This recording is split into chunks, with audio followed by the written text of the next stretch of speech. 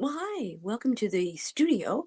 Mrs. Goose and I were just talking about what kind of things we can teach you today on the Mentor Project page. I was talking to her about what she did today. And this is what she said. I said, "Really? You were just wishing that you were somewhere else? Like where? You were wishing you were in the future? You were like what? A grown up goose. Hmm.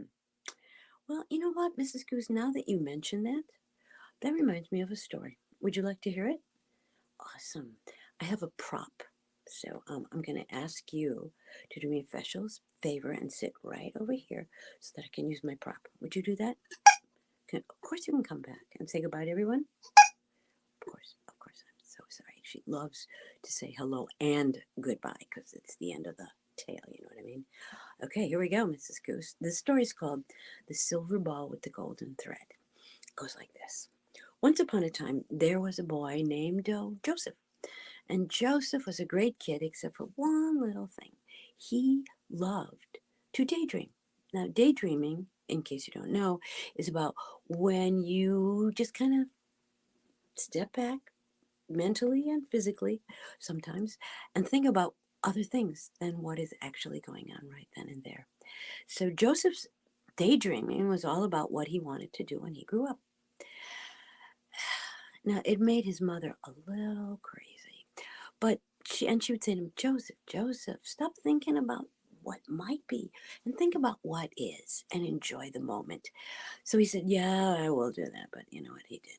He really didn't. But one day, when he was taking a walk in the dark but not scary woods, he found a nice place to sit in the shade, the perfect spot for daydreaming. And he started to think about what it would be like when he was all grown up. It was a beautiful day and he fell sound asleep. Then he was awoken by someone tapping him on the shoulder.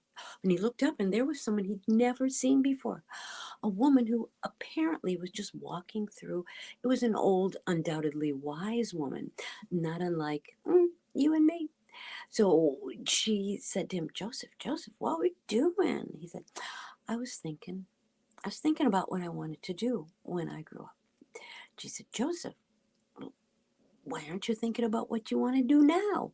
He said, oh, I just imagine it would be wonderful to be a grown up. She said, you know, Joseph, I have a gift for you. Well, that's a conversation stopper, right? He said, what is it? What is it? She reached inside her very abundant pockets and pulled out a silver ball. Look at that silver ball. That silver ball was beautiful. You could even see yourself in that silver ball. I can see me. And she said, this is for you, Joseph.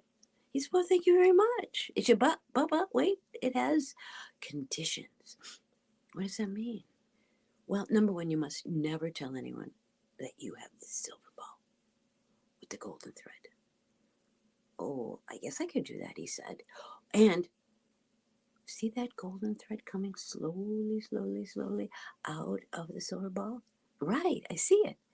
Every single time it leaves the ball, that golden thread represents a minute of your life. Whoa, said Joseph. How cool is that? Now, Joseph was very smart, and he figured that if he wanted to get done with something, he could just yank at that golden thread. But she knew what he was thinking. She said, now remember, think wisely, Joseph. Don't waste a minute. And so he didn't. He did exactly as she asked him. Now, when he went home, he took the silver ball with the golden thread and he put it in his drawer.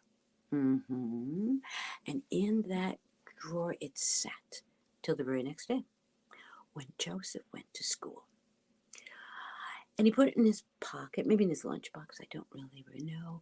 And as he was nearing math, which he had so much trouble with and didn't like, he reached inside of his desk and he took that silver ball and yanked the golden thread. And he was amazed because math was over. He loved that. But he vowed he was not going to waste his time. No, no, not Joseph. So he took the ball put it in his back pocket, and he went home. He picked up his friend Miriam on the way, and together they talked about some of the things they were going to do when they grew up because they were such good friends and they shared so many stories. And he and she did a little bit of daydreaming and talking of their own. He went home that night, went to sleep, woke up the next day, took the silver ball with the golden thread to school in his backpack again. And yes, math whizzed by with a yank of the golden thread.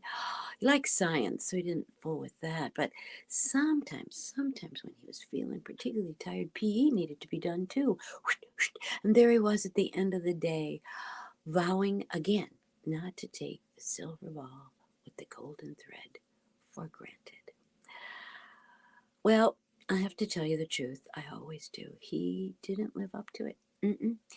Every day, in some way, he fast forwarded some of the things he didn't like until all of a sudden he was graduating. All of a sudden, he and Miriam were planning their future. They were going to be together for the rest of their lives. They could hardly wait. And so he took that silver ball with the golden thread, put it carefully away because he wasn't going to need it anymore. Oh, yeah. Then he got a letter. He got a letter from a place that said it was Uncle Sam. Now, for those of you who don't know who Uncle Sam is, it's a logo, a representative of the government, especially when they want you to come and serve in the army or one of the armed forces.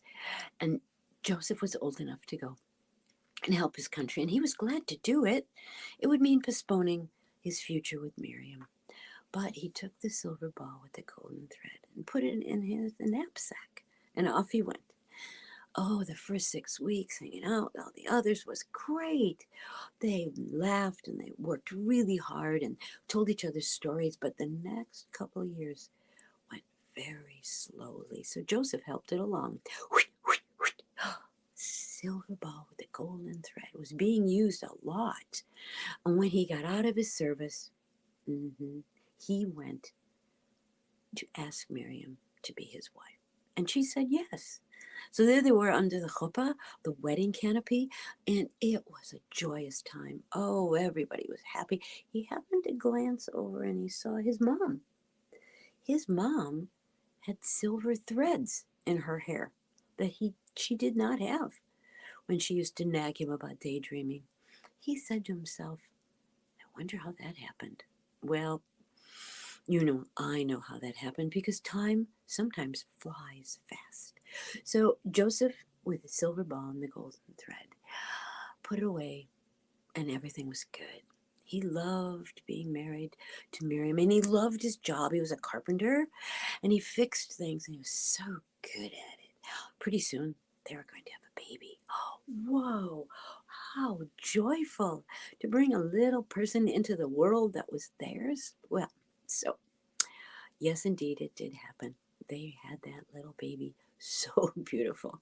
They brought the baby home and everybody was happy. And the first night passed not uneventfully. And the baby cried and cried. And finally, Joseph couldn't stand all the racket. And when he thought she would be comfortable enough, he took that silver ball with the golden thread and she fell asleep. When he woke up in the morning, she had slept through the night, which had passed awfully fast. And pretty soon, that baby was a toddler, and then there was another, and time went by quickly, way too quickly, because Joseph helped it move along until finally, all those little toddlers had grown up and left home. Joseph and Miriam were all by themselves, and they were good. Things were good. He could no longer climb up on roofs and fix things and pound nails. He was getting on. But he could walk into the woods, and so he did.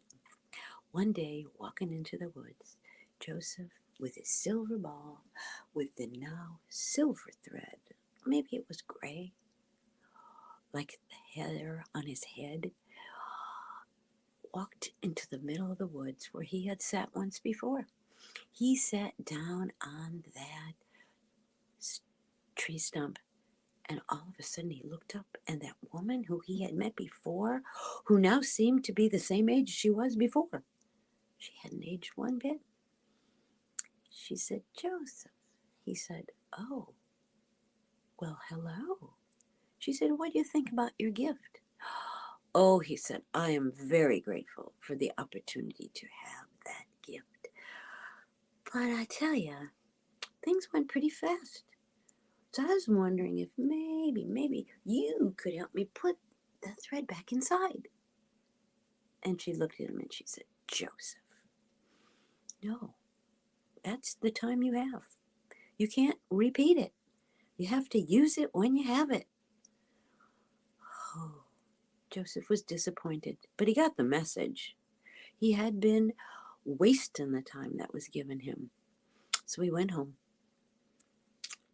He said goodnight, went into his room, and fell asleep. And then the strangest thing happened. The very next morning, when he got up, there was his mom. She was shaking him, saying, "Joseph, Joseph, it's time to go to school." He said, Mom, I had such a dream. I dreamt that I had wasted all my time by not valuing it, by making it go faster than it should have, by not taking it and nurturing each piece." She said, "Joseph, Joseph, I don't believe you would ever do anything like that." And with a kiss on his cheek, she sent him off to school. I can't tell you that Joseph didn't waste his time, because sometimes wasted time is time well gained.